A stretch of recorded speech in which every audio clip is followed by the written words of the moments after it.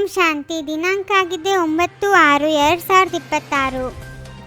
ತಂದೆಯ ಜೊತೆ ಹಾರುವುದಕ್ಕಾಗಿ ಸಂಪೂರ್ಣ ಪವಿತ್ರರಾಗಿ, ಸಂಪೂರ್ಣ ಬಲಿಹಾರಿಯಾಗಿ, ಈ ದೇಹವು ನನ್ನದಲ್ಲ, ಪೂರ್ಣ ಅಶರೀರಿಯಾಗಿರಿ. ತಂದೆಯು ತಿಳಿಸುತ್ತಾರೆ, ಮಕ್ಕಳೇ, ಇದು ಮಲ್ಲಯುದ್ಧವಾಗಿದೆ. ಆದ್ದರಿಂದ ನೀವು ಖಂಡಿತ ಹೆದರಬಾರದು.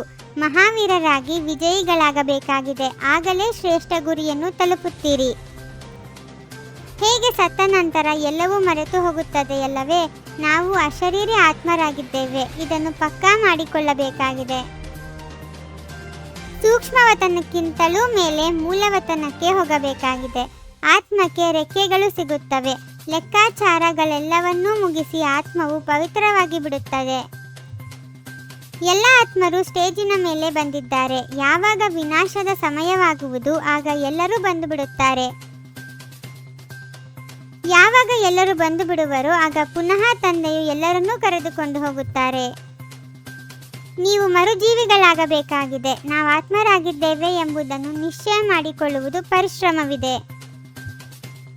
ಈ ದೇಹವೂ ಸಹ ನನ್ನದಲ್ಲ, ಇದನ್ನು ಬಿಟ್ಟು ಬಿಡುತ್ತೇನೆ. ಬಾಬಾ, ನಾನು ನಿಮ್ಮವನಾಗಿದ್ದೇನೆ ಎಂದು ಬಲಿಹಾರಿಯಾಗುವಿರೋ ಆಗಲೇ ದೇಹಿ ಅಭಿಮಾನಿಗಳಾಗಿರಲು ಸಾಧ್ಯ.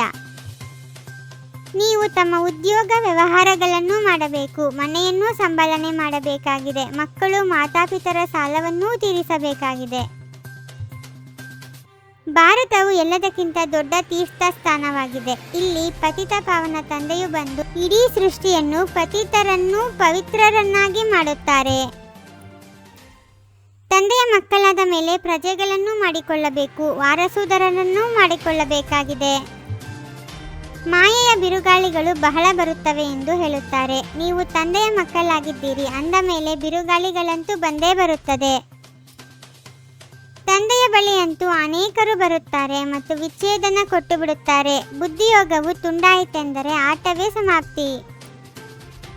ಇದೂ ಸಹ ಮಲ್ಲಯುದ್ಧವಾಗಿದೆ. ತಂದೆಯನ್ನು ನೆನಪು ಮಾಡುತ್ತಾ ಇದ್ದಾಗ ಮಾಯೆಯು ದೂರವಾಗುವುದು, ಆದರೆ ಒಂದೇ ಸಲ ಅದು ಓಡಿ ಹೋಗುವುದಿಲ್ಲ.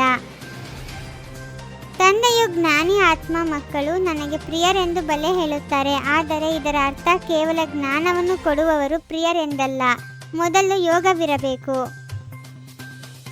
ತಂದೆಯು ಹೇಳುತ್ತಾರೆ, ನಾನೇ ಕಲ್ಪಕಲ್ಪವೂ ಬಂದು ನಿಮ್ಮನ್ನು ಸ್ವರ್ಗದ ಮಾಲೀಕರನ್ನಾಗಿ ಮಾಡುತ್ತೇನೆ.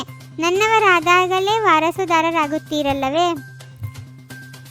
ಕೇವಲ ಜ್ಞಾನವನ್ನು ಕೇಳುವವರಲ್ಲ, ನೆನಪಿನ ಪರಿಶ್ರಮ ಪಡಬೇಕಾಗಿದೆ. ಅಶರೀರಿಯಾಗಿ ಅಶರೀರಿ ತಂದೆಯನ್ನು ನೆನಪು ಮಾಡಬೇಕಾಗಿದೆ. ತಂದೆಯ ಮಕ್ಕಳಾಗಿ ಅನ್ಯ ಎಲ್ಲ ಮಾತುಗಳಿಂದ ಮಮತ್ವವನ್ನು ಕಳೆಯಬೇಕಾಗಿದೆ. ಈ ದೇಹವು ನನ್ನದಲ್ಲ, ಪೂರ್ಣ ದೇಹಿ ಅಭಿಮಾನಿಯಾಗಿ ಸಂಪೂರ್ಣ ಸಮರ್ಪಣೆಯಾಗಬೇಕಾಗಿದೆ. ಮಾಸ್ಟರ್ ಸರ್ವಶಕ್ತಿವಂತನ ಸ್ಥಿತಿಯ ಆಸನದಲ್ಲಿ ಕುಳಿತುಕೊಂಡಿರುವಂತಹ ಸಹಜ ಹಾಗೂ ಸದಾಕಾಲದ ಕರ್ಮಯೋಗಿ ಭವ. ತಮ್ಮನ್ನು ಒಂದು ಸಾರಿ ಮಾಸ್ಟರ್ ಸರ್ವಶಕ್ತಿವಂತನ ಸ್ಥಿತಿಯಲ್ಲಿ ಸ್ಥಿತಗೊಳಿಸುತ್ತೀರೆಂದರೆ ಎಂದಿಗೂ ಬಲಹೀನತೆಯ ಶಬ್ದವು ಬರುವುದಿಲ್ಲ. ನಾನು ಎನ್ನುವುದಕ್ಕೆ ಬದಲು ಬಾಬಾ ಬಾಬಾ ಎನ್ನುತ್ತಿರುವುದೇ ನೆನಪಿನ ಪ್ರಮಾಣವಾಗಿದೆ. ಓಂ ಶಾಂತಿ. 21 ಜನ್ಮಗಳಿಗೆ 21 ಪರಮಾತ್ಮನ ಮಹಾವಾಕ್ಯಗಳನ್ನು ಆಲಿಸಿ ಹಾಗೂ ನಿಮ್ಮದೇ ಈ ಚಾನಲ್ಗೆ ಲೈಕ್ ಮಾಡುವುದನ್ನು ಮರೆಯದಿರಿ.